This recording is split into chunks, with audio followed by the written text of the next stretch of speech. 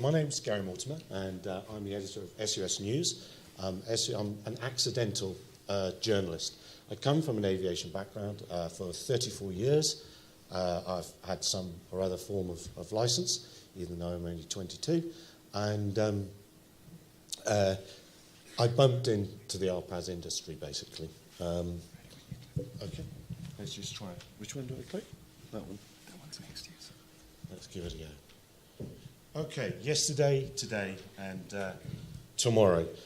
So, yeah, I'm an aviator. My colleague Tian in the back is also an aviator. Everybody at sUAS News, and I think this is important, has flown RPAS, not just the Chinese plastic sort, but fixed wing and various experimental stuff as well. It's important in the RPAS world. I'm not very good at this public speaking. It's important in this RPAS world to boast, so I'm going to continue on the boasting theme. In 2010, I was the first person to fly an RPAS at the Farnborough International Air Show, and in fact, my RPAS opened the show. And the next thing, and nobody could see it. Fleur was supposed to have a big camera that was going to follow it around, and they couldn't see it. So that was very underwhelming. The next thing was an Airbus. And we also flew the first multi-rotor in 2010 to appear at Farnborough. So that's where I've come from. And other than tracking the RPAS industry, I really don't have a hat in the commercial ring in South Africa. So that means, unlike a lot of people, I can say what I like. I don't care. I'm not trying to sell you something. And I've no need to worry about upsetting the regulator. So that's my tomato throwing. Hopefully, some of what I'm going to say is wrong, and you'll be able to correct me afterwards. So yesterday, we can't really change what happened yesterday, but I think we do need to acknowledge that whilst, yes, start's a good thing, it hasn't started in the best way here, and it's definitely stifling information. And South Africa is not only falling behind the rest of the world, it's falling behind other African states. So today, what I thought I'd actually do is I'd look at facts. Facts are few and far between in the RPAS industry.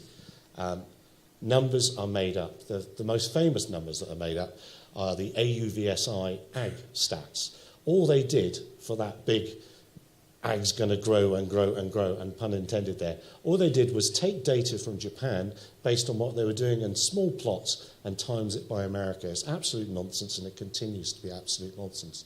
So if we're going to start from a data point that is perhaps more useful, why don't we start with the South African Civil Aviation Authority register?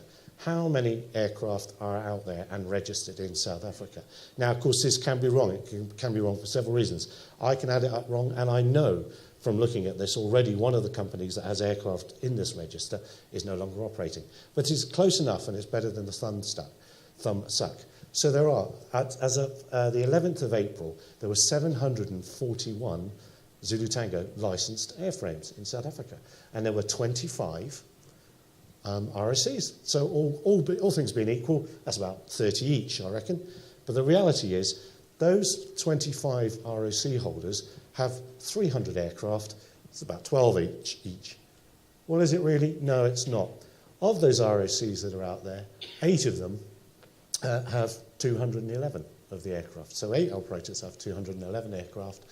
And that number's obviously skewed a little bit because there's training stuff in there, and we don't know if they're all still airworthy. But at least it's known data. Now, there are, so 741, you can just take notes and we can talk about this in the pub later really, but 741 aircraft, 277 entities have applied, legal entities have applied to have a Zulu Tango registration. So does that mean that we've got 252 companies or legal entities that are operating outside or most of the way to the law? I wonder. I thought that was a very interesting stat. Now, nerdily, I'm interested in knowing just, well, who are the manufacturers? And that sort of speaks to what the end use of all these aircraft are. And you can see DJI are the clear winner there with 55% of the South African market. And SenseFly, which I must admit, that did surprise me, 7.3% of the market. We can probably extrapolate all sorts of things from that, but DJI are winning. What else can we do with that data? I know what we can do with this data. we can then work out the weight, roughly.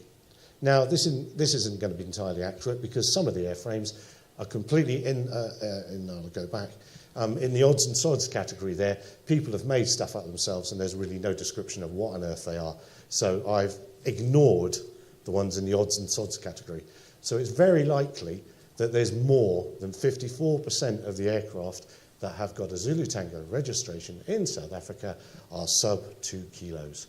So that is where the interest in the market is, and those are the people that need a hand up, in my opinion. We're about to come to a brave new dawn, aren't we? BV loss is coming all around the world. It's coming because the equipment it's cheaper, it's effective, it's great. It's completely different to 5 years ago. So regulators are going to have to come and play in the BV loss party. 25 hectares down on the bottom left. That's roughly what a Phantom class machine can do to a decent standard. I know of platforms that can easily do 1,000 hectares in the fixed wing world to a proper survey standard, not to an online rendering survey standard. And that's equivalent to 40 flights of that Phantom. So BV loss, dear regulator, it's a great thing. Our RPAS are going to be in the air for less time, and for the operator, less takeoff and less landings. Everything's going to be a lot safer. It's going to be a lot better. So BV loss, please. BV loss obviously means you do need operators that are trained and understand what they're doing in the airspace situation. And I'm going to jump back. I'm rushing these slides because I'm nervous, but I'm going to jump back to this Australian situation.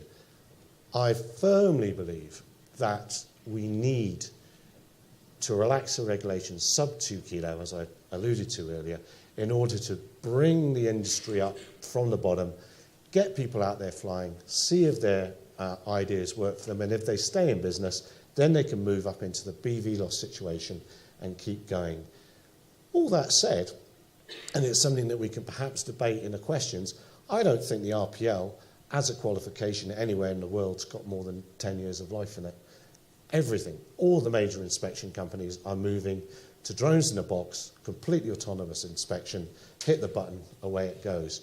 Just yesterday, an Australian mining company was asking a friend of mine why they can't deploy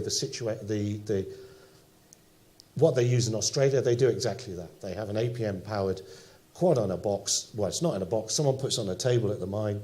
They hit go wherever they're based, in Sydney or whatever. They monitor the thing via CCTV. It goes and does its weekly or daily measurements. The bloke takes it off the box once it's landed and puts it back to bed again. That is coming, and I think the industry needs to be very, very aware of that.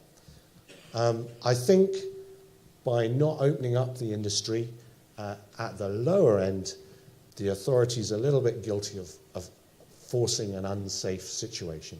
People are buying and flying, as has been said, and they're staying outside of the safety remit. Far better, bring them into the fold, know who they are, what they want to do, feed them training information, feed them the very latest safety information, and try and educate them and bring them along. I think we're in a particularly unsafe situation here, and it needs to be addressed. Somebody needs to buy the Civil Aviation Authority a very big stick. Perhaps we can have a whip round and buy that big stick, because they need to go against we don't need any new laws, we don't need to change air law. All those laws are in place, everything's there. We need to enforce those rules and regulations. And those people that have gone to the trouble of getting an RSC now are going to have a return on their investment and going to be a little bit more protected, and people are going to be safer. I'm very ranty, I'm very passionate about this subject, even though I don't have a commercial hat in the ring, and I want to see things roll out in a safe and a particularly fair fashion. I will open myself up to questions later. I hope I haven't bored you too much. Thank you.